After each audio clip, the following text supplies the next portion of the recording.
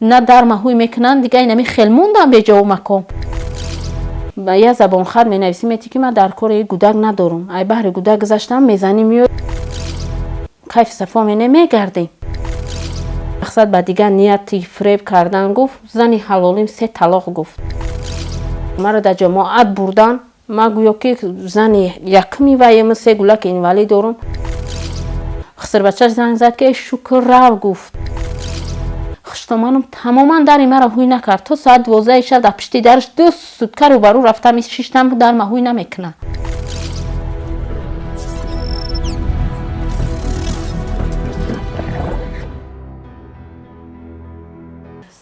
من جمال و مهرخسار عبدالستارویچ از ناحیه رشت 3 سال میشود که در مهاجرت مهنتی کار میکنم. در همین مدت به من یک جوان پسر شناس شد. مرا همچون یک اپای قیامتی اپخان گرفت.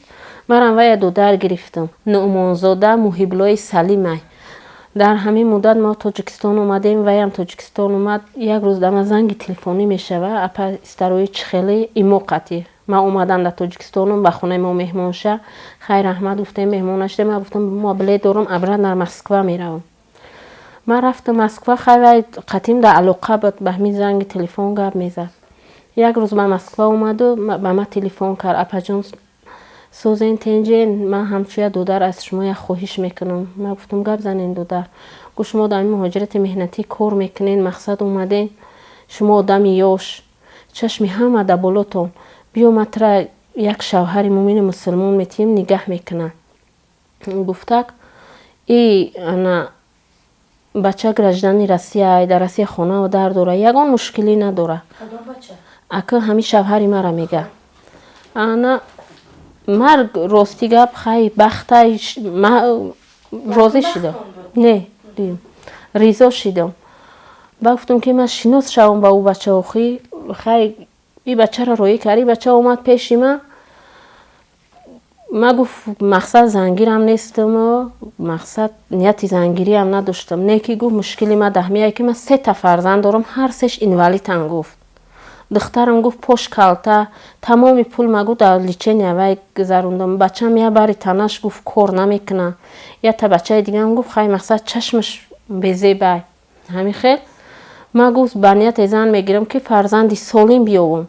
من می خطک نکاح کردم گرفتم فرزندی سالم که کردم. اینه ما در دیرینی مسکو خونه و در دارم گرجدن روسیه. نام شوهرم کدیر و اهلدین امردینویچ. و نامت خونه میکنم. گفت چی؟ به من گفتم این خیلی باور نمیکنم. گفت اگر تو فکر کنی که من تیرا نیتی پرتفتن داشته باشم یا من مقصد به دیگه نیتی فریب کردن گفت زنی حلالیم 3 طلاق گفت. من گفت هیچ وقت را فریب نمیکنم. خلاصه ریزام کرد مرا نکاح کرد گرفت. ای چی که او دو در خون ای یزنش بده یزنه خچه خسته ما توغری کرد همین خیل وای کرن. بعد همین خیل ما گفتم کار بس کنم کار کنم. نه کار کرنگی کار کردم هر ماه 36,000 آیلگ میگرفتم. در مایکه کار میکردم ماشین میشوشتم. می اومدم پول ما میگرفت که مقصد قسم میکنیم این در کار میشوه بوده کردن انده مقصد خونه فرمیت کردن انده گرجدنی کردن انده پول در کار میشوه. پول قسم میکرد همین خیل ما حامله دار شدم. گلک ما 6 ماه شده خدم. ما گفتم دیگه قابلیت کار کردن ندارم. ما بس میکنم. گو بس میکنی چیکار میکنی؟ گفتم نه بس میکنم. گو بس میکنی تاجیکستان راید میکنم. میره گوده که در تاجیکستان تولد میکنی با میای مرا بلیت بگی. گو نه این پولا را نمیرسیم. گفت این پولا میستن. گفت برای ایجا حجت کردن در کورای انا ما گو یا روح شدارم در صدای امید نومی رو شدارم زنگ میزنی میگی که مقصد من همین زن مهاجرم هنمی خیلی پرابلم دارم مقصد بیمار شدم در مایکه کار میکنم بیمار شدم در ما یاردم کنه که تا ما پول جمع کنم. صدای امید از ما زنگ زدم. صدای امید مرا خواهش مرد نکرده. در اینترنت گفت وای کن ماشین شوشتن تا وای کن کامیرا کن پرتو گپ زن. مقصد ما گپ زدم ماشین شوشتن ما کامیرا کردم پرتفتم. صدای امید مرا در اینترنت پرتوف اینترنت در پرتوف کارت خچمون کارت خچمون که مهاجرا کارت مردک تونکن نه یا کارت صدای امید کارت خچونمون که مهاجرا خواهش کردن که مادر کارتای خودش بمونه، مادر آدرسش ما در پرتو، نمره تلفنش بمونه، نمره تلفن ما موندم در اینترنت. تمام مهاجر اوجا مرا خبرگیری اومد، تاکسیست و مهاجر اومدن مرا دیدن، ای پیش دیدن، پول یاردم کردن، وایش خوراکا چیز و چوره یاردم کردن. پولو را همش جمع شد، خطی پولوی خودم خلاصه در دست ای بچه 500,000 شد، بدش زیاد. بای مرا وای بلوگر دیگه زنگ زد، بابا جان 88 میگن زنگ زد، ای پول خودش بلیت گرفت، در 48,000 بلیت گرفت، 2,000 کاغذ کرونا ویروس کرد، مرا به تاجیکستان روی کرد. به تاجیکستان روی کرد، مرا اومدم تاجیکستان، خانه رفتم، صدای امید پول شد دمه پرتوفت، پول را دمه پرتوفت.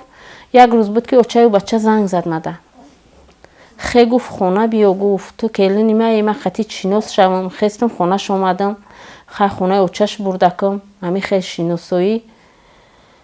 انا گفت که رفتیم جماعت میریم، گفت ما زمین وی کرگیم، اینو میزنی ای گپ میزنی که من زن شم، همینجا باید زمین، من 3 کودک اینوالی دارم، مرا در جماعت بردن، ما گویا که زن یکمی وی، من 3 کودک اینوالی دارم.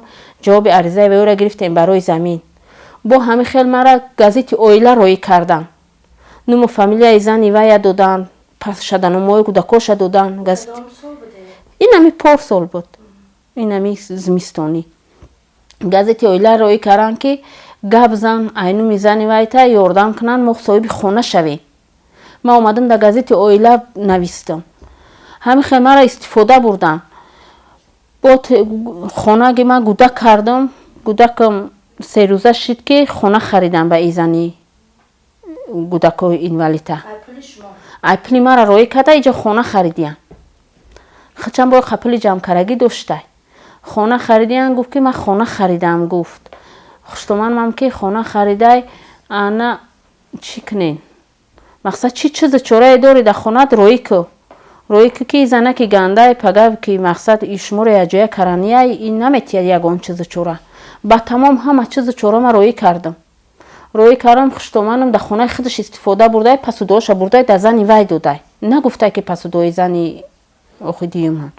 با یک روز شوهرم زنگ میزنه، میگه که زنک میگم های، میگه که وای میکنیم گودک میبری دوچه مرجانه میتی با یه زبان خط مینویسی میتی که من در کار گودک ندارم، ای بهر گودک گذاشتم میزنی میای در راستی خودمو کیف صفا نمیگردیم. خلاصه به کلا نگرفتم، اومدم که گودک ما پاسپورت کنم، پاسپورت 400 سومون برای گوله گفتم الا پل روی کتر ما گودک 400 سومون دا چی کنم پاسپورت بگیرم، پل بلیت ما روی که ما بلیت پلور تاجیکستان روی کردم، خونه گرفتم به ویورا. تو میزنی میای من این خونه را دت میتیم، ما با کار میکنم پل میتیم. همین خیلی دعوا مشید.